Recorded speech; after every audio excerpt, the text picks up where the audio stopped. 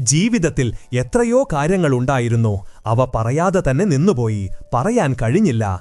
എത്ര ആഴമുള്ള വികാരങ്ങൾ, എത്ര തീവ്രമായ അനുഭവങ്ങൾ ആരും കണ്ടില്ല, മനസ്സിലാക്കിയില്ല. പക്ഷേ ഇപ്പോൾ ജീവിതം അതിന്റെ അവസാനത്തെ ശാന്തമായ അലകളിൽ പതുക്കെ ഒഴുകുമ്പോൾ അതെല്ലാം മൗനമായിരുന്നു. ആ പറയാത്ത കാര്യങ്ങൾ ആത്മാവിന്റെ ഏറ്റവും സത്യവും ആഴമുള്ളതുമായ ഭാഷയായിരുന്നു എന്ന് മനസ്സിലാകുന്നു.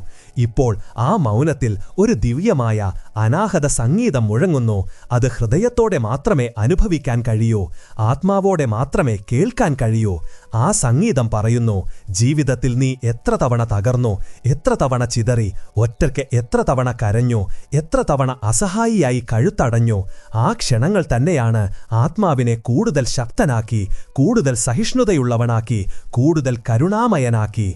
ഇപ്പോൾ ഈ വൃദ്ധനായ അനുഭവസമ്പന്നനായ ജീവിതം ഒരു വിശാലവും പുരാതനവുമായ